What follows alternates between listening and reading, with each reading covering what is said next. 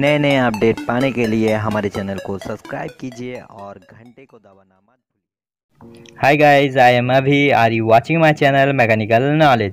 আজকে যারা আমার চ্যানেলে নতুন এসেছো তাদেরকে বলছি লাল রঙের সাবস্ক্রাইব অপশানটা ক্লিক করে নাও এবং তার পাশে থাকা বেল আইকনটিকেও ক্লিক করে নাও, যাতে আমার নতুন নতুন আপডেট ভিডিওগুলি সবার আগে চলে আসতে পারে তোমাদের কাছে।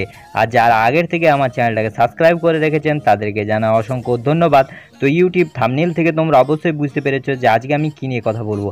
আজকে আমি কথা বলবো প্রধানমন্ত্রী অটল পেনশন যোজনা নিয়ে। তো অটল পেনশন যোজনা কি এবং এতে কি প্রফিট হবে সেই সমস্ত তথ্য দেবো এই ভিডিওতে। তো তোমরা প্রতি মাসে 42 টাকা করে জমিয়ে কয়েক বছরের মধ্যে পেয়ে যেতে পারো 1000 টাকা করে পেনশন সারা লাইফ। তো এটা কিভাবে সম্ভব, কোন অ্যাকাউন্ট খুলতে হবে, কিভাবে করব, এই সমস্ত তথ্য দেবো এই ভিডিওতে। তো ভিডিওটা অবশ্যই প্রথম থেকে শেষ পর্যন্ত স্কিপ না করে দেখতে থাকো, তাহলে তোমাদের সমস্ত প্রশ্নের অ্যান্সার পেয়ে যাবে এই ভিডিওতে।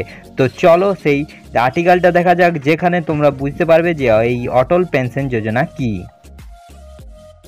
अरे अरे अरे ऐसे बूढ़े लोगों को कहाँ से ले आए? जब तक ये बिल्डिंग बनेगी ना तो मैं बूढ़ा हो जाऊंगा।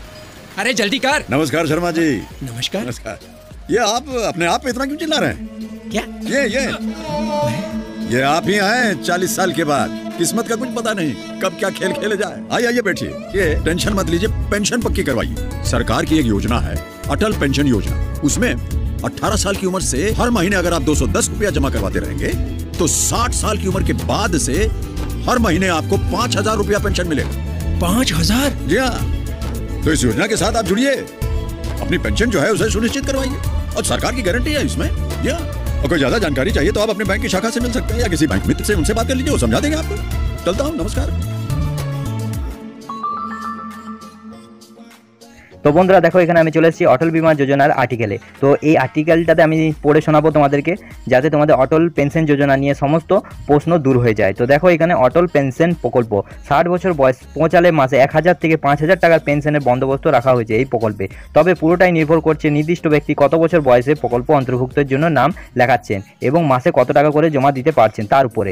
প্রকল্পটি pension fund regulatory and development অথরিটির তত্ত্বাবধানে রয়েছে।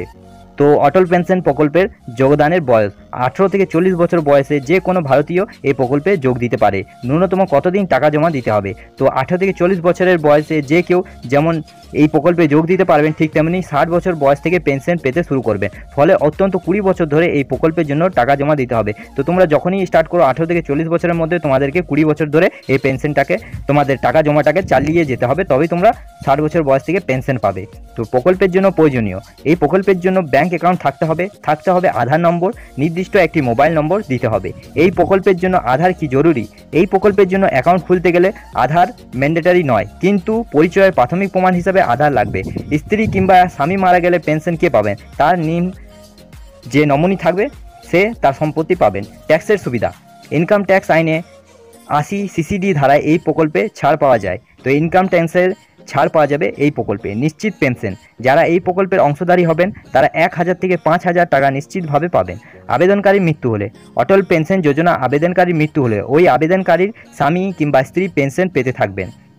তো এর একটা কথা উল্লেখ নেই, যদি আপনি স্বামী হয়, আপনি যদি করতে থাকেন তাহলে আপনি মারা যাওয়ার পর আপনার স্ত্রী পাবেন, আবার আপনার স্ত্রী মারা যাওয়ার পর তার যে নমিনি থাকবে সে পাবে।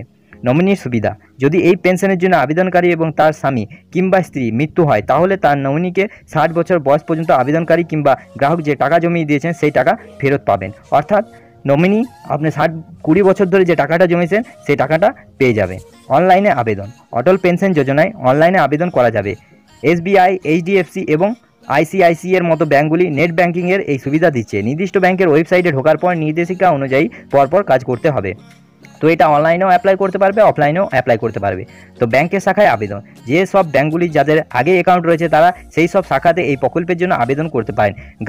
ব্যাংকের গ্রাহক নিজেদের অ্যাকাউন্ট নম্বর দিলে ব্যাংকের কর্মী এই প্রকল্পে নাম নথিভুক্ত করতে সাহায্য করবে। সেই গ্রাহক তথা আবেদনকারী নির্দিষ্ট তথ্য সরবরাহ করতে হবে। তো অফলাইনে করতে হলে তোমাদের ব্যাংকের শাখায় যেতে হবে এবং সেখানে তোমাদের ব্যাংকের যে কর্মী আছে তাদেরকে বললে তারা তোমাদের নামগুলো এই পেনশন যোজনায় নথিভুক্ত করে দেবে।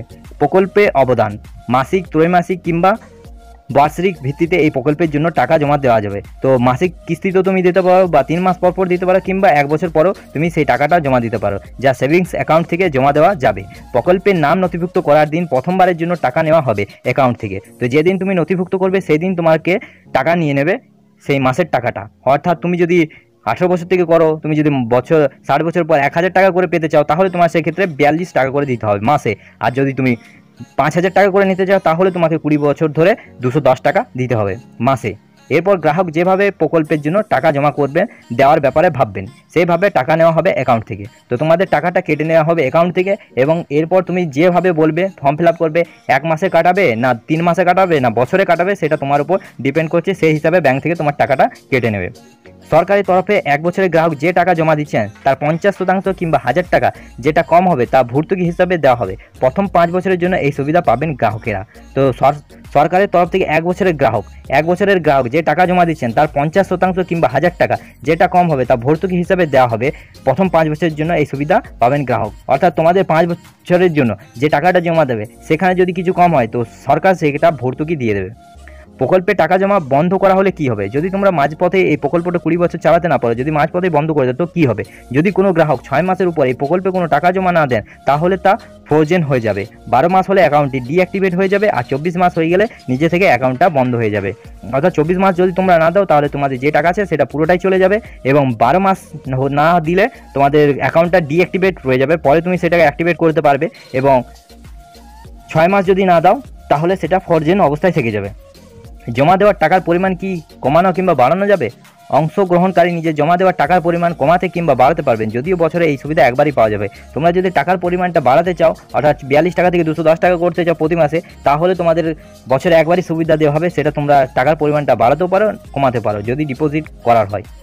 কটি অ্যাকাউন্ট খোলা যাবে? কোনো ব্যক্তি একটি মাত্র অ্যাকাউন্ট খুলতে পারবেন। কিভাবে মিলবে পেনশন? 60 বছর পূর্ণ হওয়ার পরে গ্রাহককে নিজের আবেদন জমা করতে হবে, তাহলে নির্দিষ্ট ব্যাংকের মাধ্যমে পেনশন পাওয়া যাবে। যদি তোমরা 20 বছর কমপ্লিট করে দিলে এবং কিছুদিন পর তোমাদের 60 বছর হয়ে যায়, তাহলে তোমরা একটা অ্যাপ্লিকেশন করবে ব্যাংকে, এবং তারপর থেকেই তোমরা ব্যাংকের মাধ্যমে টাকাটা পেয়ে যাবে। 60 বছর আগে কি এই প্রকল্প থেকে বেরোনো যাবে? ব্যতিক্রম পরিস্থিতি, যেমন আবেদনকারী মৃত্যু কিংবা প্রান্তিক রোগে আক্রান্ত হলে এই প্রকল্প থেকে বেরোনো যাবে। তো যদি 60 বছর আগে তোমরা যদি বেরোতে চাও, তাহলে তোমাদের ব্যতিক্রম হিসেবে থাকতে হবে যে মৃত্যু হয়ে গেছে, যার নামে অ্যাকাউন্টটা আছে, মানে যোজনাটা আছে, কিংবা কোনো রোগে আক্রান্ত হলে সেখান থেকে সে বেরোতে পারবে। তো এই হলো অটল পেনশন যোজনার ব্যাপারে। তো এই রকম বিভিন্ন ধরনের তথ্য তোমরা যদি সবার আগে পেতে চাও, তাহলে আমার চ্যানেলটাকে অবশ্যই সাবস্ক্রাইব করে রেখো, এবং তার পাশে থাকা বেল আইকনটিকেও ক্লিক করে রেখো, যাতে আমার নতুন ভিডিও পোস্ট করার সাথে সাথে তোমাদের কাছে নোটিফিকেশন চলে আসে। তো অটল পেনশন যোজনা নিয়ে এই সমস্ত তথ্য আমি তোমাদেরকে তুলে দিলাম। তোমাদের যদি মন হয় তোমরা এই পেনশনটা করবে, তাহলে তোমাদের নির্দিষ্ট ব্যাংকে গিয়ে তোমরা কথা বলতে পারো। তো এই ভিডিওটা যদি তোমাদের ভালো লেগে থাকে, তাহলে ভিডিওটা অবশ্যই লাইক, কমেন্ট এবং শেয়ার করো। তো দেখা হচ্ছে নেক্সট ভিডিওতে। আজকের মতো নমস্কার।